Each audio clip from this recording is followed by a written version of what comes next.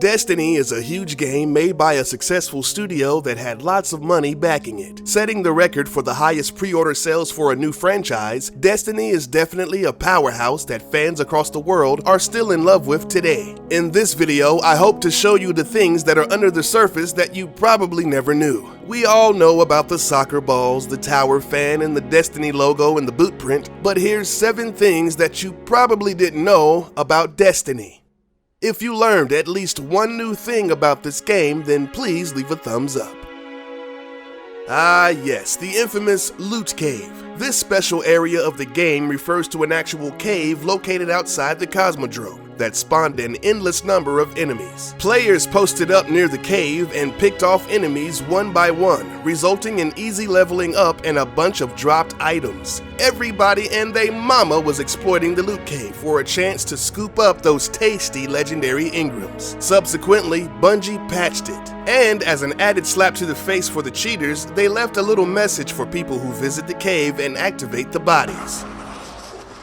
A million deaths are not enough for Master Raoul.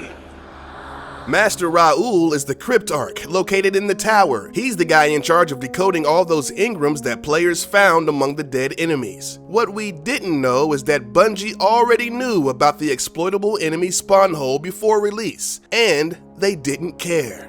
It was revealed at a recent game developers conference that they knew players might try to take advantage of the cave, but the value of the loot and the frequency at which it was dropped was not comparable to the treasure that you would actually find if you played the game. Then they said the only reason it was patched was because players that were endlessly shooting into the hole were reported for being cheaters. Adversely, the players that were sitting in the cave preventing enemies from respawning were reported for being jerks. So really, the only reason the exploit was killed was because of the hilarious influx of unnecessary reporting. So everybody knows that the company responsible for creating Destiny is Bungie, the same folks that made the Xbox exclusive Halo franchise. In 2009, Bungie released Halo 3 ODST on Xbox 360. A poster can be found in the Mombasa street levels that reads, "Destiny awaits."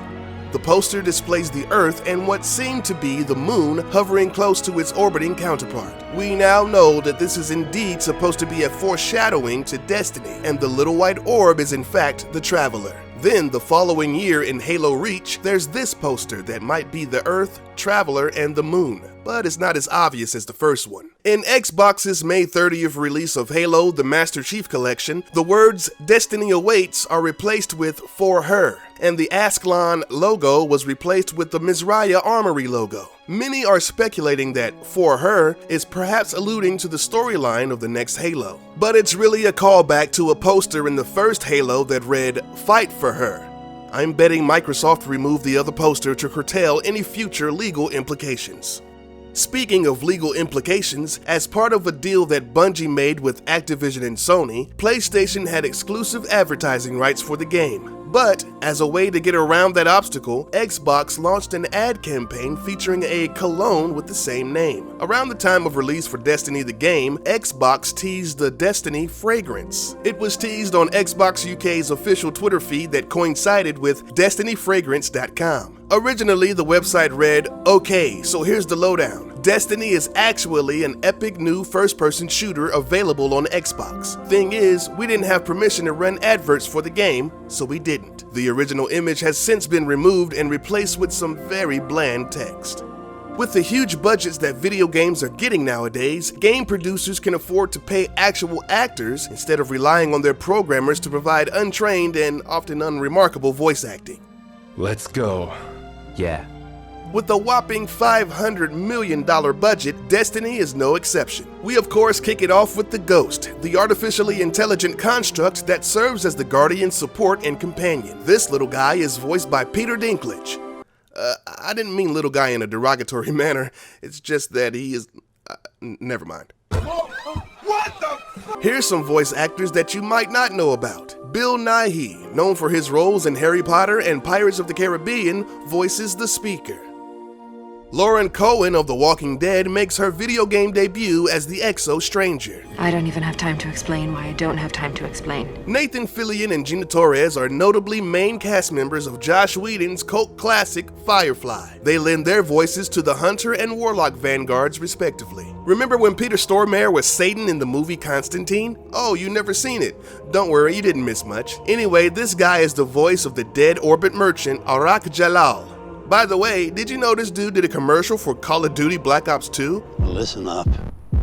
Black Ops 2 Revolution is here. There's some other voices, but we need to move on. The important ones are covered.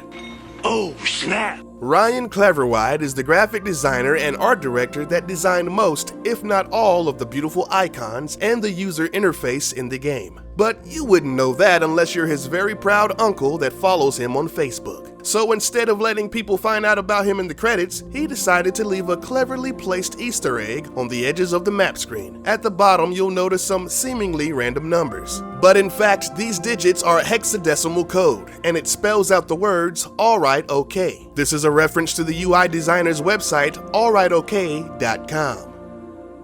People have been searching for Halo references in Destiny since it was released. There are very few nods to Bungie's star title, but nonetheless they're still there. For example, this tower bunker found on the Mars Strike mission bears a striking resemblance to Master Chief's helmet.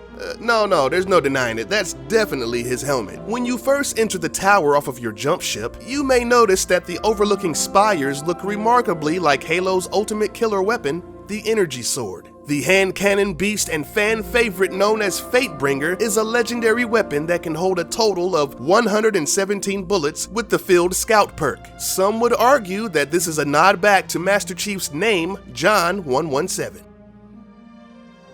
I don't know how this one slipped through the cracks, but apparently no one knows that Sir Paul McCartney wrote the score and soundtrack for the game. Who's Paul McCartney?